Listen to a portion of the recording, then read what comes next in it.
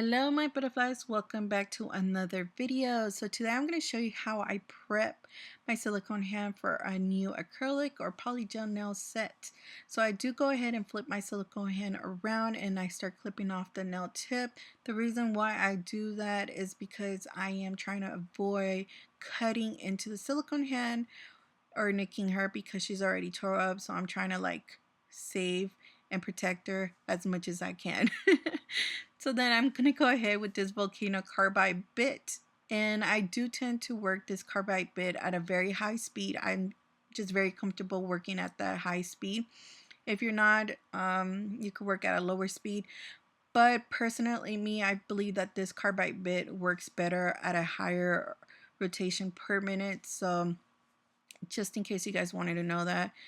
So I do tend to focus more on the free edge of the nail on removing that product, and then once I do that, I do go around the cuticle area very gently. I don't put pressure around the cuticle area because I am not trying to tear up the silicone. Even if this was an actual client, I would still do the same process, but of course being more cautious about the pressure that I put onto the nail and the speed that I'm working on. I do tend to file all the way down until I hit that clear acrylic layer that I do lay down prior to applying the color acrylic or whatever color I am applying to the nail.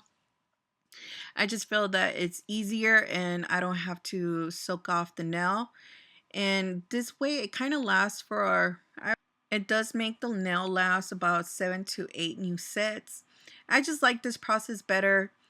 Like I said, the nails, I do glue them on onto the silicone hands. Whenever I do feel like the actual nail tip is actually detaching from the silicone, I do go ahead and file all the way off and I do soak it off and then reapply a new nail tip.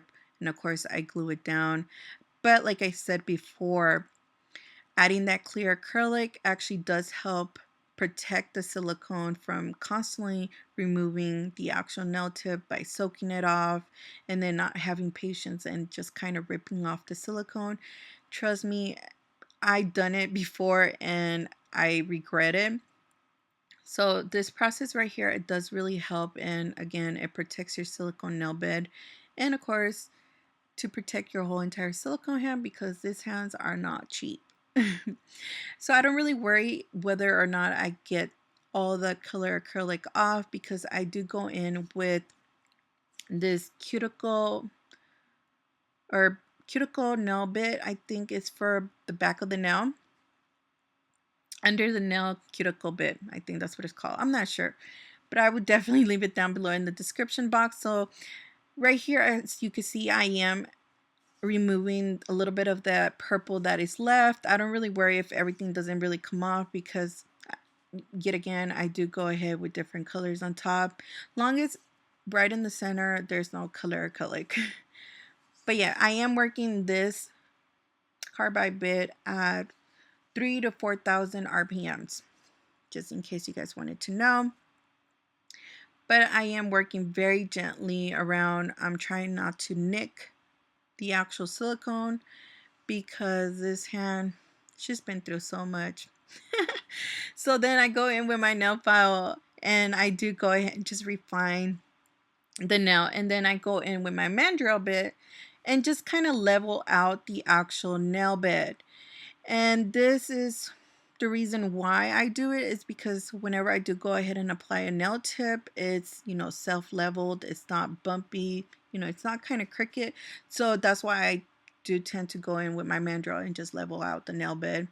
Of course, there's still acrylic on the actual nail bed, but I don't know, I enjoy the process of filing. That's just me, I'm weird. So I'm gonna go ahead and apply my nail tips. I am using my brush on glue from Young Nails. And the nail tips, of course, like I showed you guys, I'm using this new nail tips from Makartt.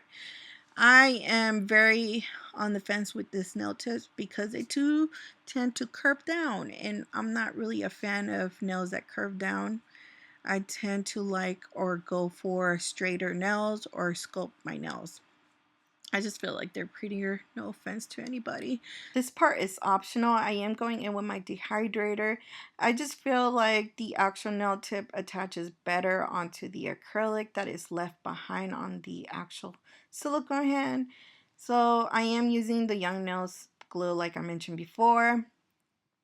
And I guess it wasn't completely dry when I try to pinch it on the sides, because I do tend to make sure I pinch the sides so that nail doesn't look as wide whenever I do go ahead and apply my acrylic. So I am going to show you guys a little bit how I file a taper square nail.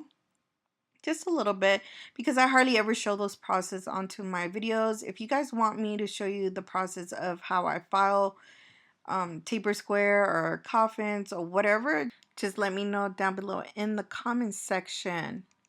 I'll definitely dedicate just one video on how to file instead of like application and stuff like that.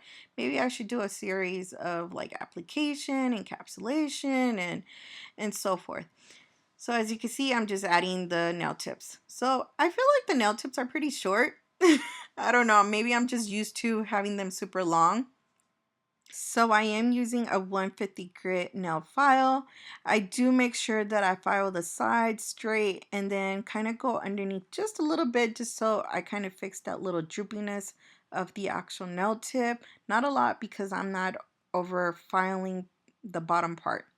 So once again, I just make sure that I'm filing straight. I do flip the hand around just to make sure that it's straight, and I do blend the nail tip onto the actual nail.